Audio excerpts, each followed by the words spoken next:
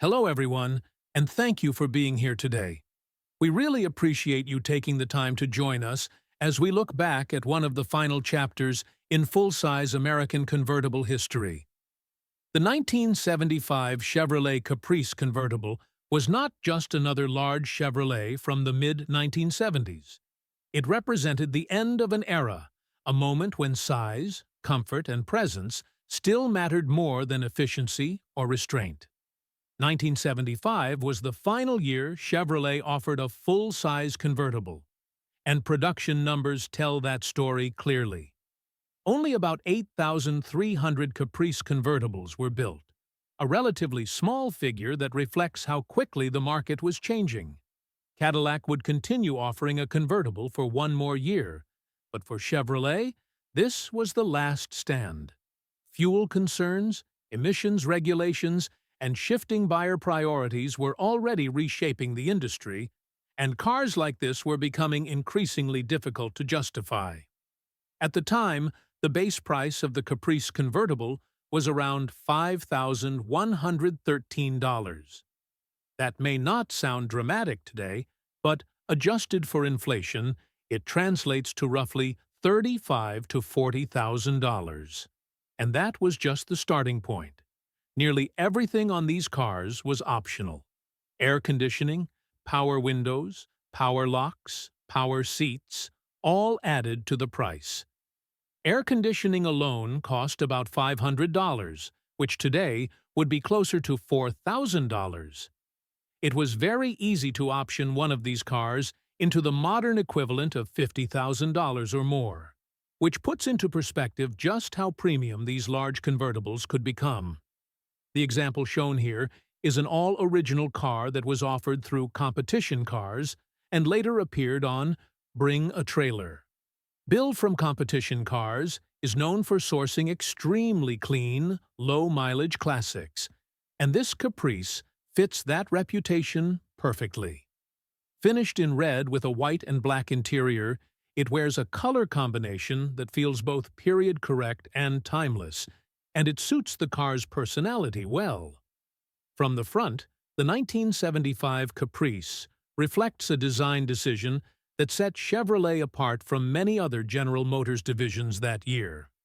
While several brands switched to square headlights, Chevrolet stayed with round headlamps framed by squared bezels.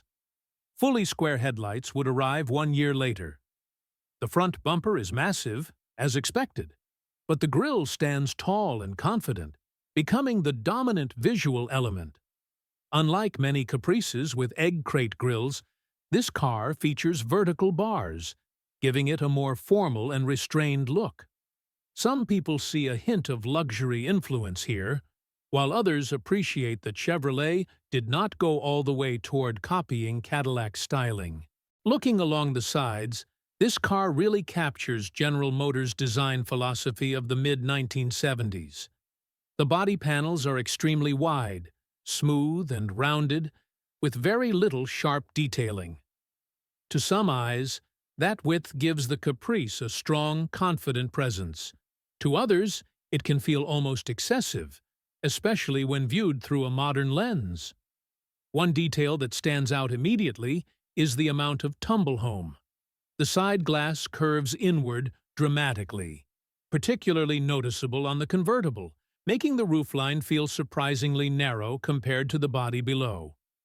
Some enthusiasts appreciate that sculpted effect, while others feel it exaggerates the size of the car even more than necessary.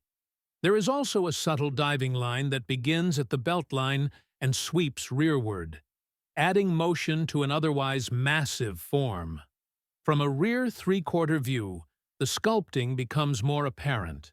The surfaces widen and narrow as they move toward the back of the car, showing the kind of clay modeling skill that General Motors was especially good at during this period. Without the large body side molding, the design would look even cleaner, but that molding served an important protective purpose and was popular with buyers at the time. As a convertible, the Caprice looks far more balanced than the coupe. The coupe's thick pillar and frequent vinyl roof options often made it feel visually heavy. Without a fixed roof, the convertible allows the proportions to breathe, and many people feel it is the best-looking version of the car. At the rear, the triple tail lamps immediately identify it as a Chevrolet, continuing a design theme that dates back to the late 1950s.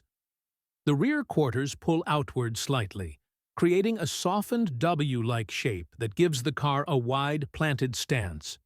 In a straight rear view, the sheer width becomes obvious. At 80 inches wide, this was about as large as a production car could be without crossing into special handling territory. The deck lid and quarter panels curve downward together, creating a sense of visual continuity across the rear, while the bumper dips slightly to improve license plate visibility. Inside, the Caprice tells a more restrained story. Chevrolet did not redesign the instrument panel during this generation, unlike other General Motors divisions that refreshed their interiors partway through the model run. By 1975, cost control was becoming more noticeable. The dashboard and steering wheel often matched the interior color rather than remaining black, which some buyers felt looked less upscale. In this particular color combination, however, it works reasonably well. The seats are upholstered in perforated vinyl, which helped improve comfort on hot days, and the foam-padded control knobs are a uniquely Chevrolet touch that still feel pleasant to use. This car is well equipped, featuring cruise control, tilt steering, and automatic climate control.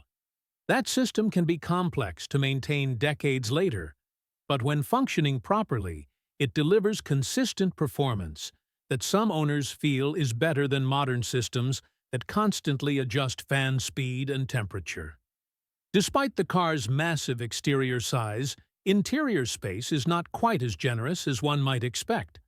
The rear seat is limited by the convertible top mechanism, and the trunk is smaller than anticipated, with spare tire placement taking up much of the available space.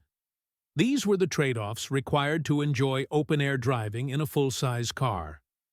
Under the hood, the Caprice offered several engine choices. The largest small block available was the 400 cubic inch V8.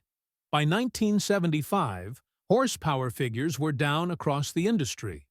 The standard engine made 145 horsepower, while the 400 cubic inch version produced about 175 horsepower.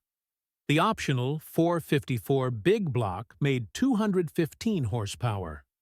This was the first year of catalytic converters, and net horsepower ratings, along with early emissions equipment, significantly reduced output. Even so, these engines delivered strong torque and smooth cruising performance, which suited the Caprice's personality perfectly. The 400 small block was notable for its Siamese cylinder walls, making it one of the largest small block designs Chevrolet ever produced. Reliability was generally good when properly maintained. Looking underneath this particular car, the condition is impressive, with original markings still visible. Structural bracing runs above the catalytic converter to compensate for the lack of a fixed roof. General Motors allowed a certain amount of chassis flex, believing it improved ride comfort. Today, the condition of body mounts plays a major role in how these cars feel, especially after nearly 50 years. So what does all of this add up to? The 1975 Chevrolet Caprice Convertible may not be the fastest or most powerful car of its time, but it stands as one of the last true full-size American convertibles. It represents a moment when comfort, size, and presence still defined the driving experience. For many enthusiasts, that alone makes it something worth remembering. So, what do you think of the 1975 Chevrolet Caprice Convertible? Does it deserve to be remembered as one of the last great full-size American convertibles? Or was it simply too big for a changing world? Let us know your thoughts in the comments. And if you enjoy deep dives like this, please consider subscribing to Classic Car Chronicles for more classic car stories every week.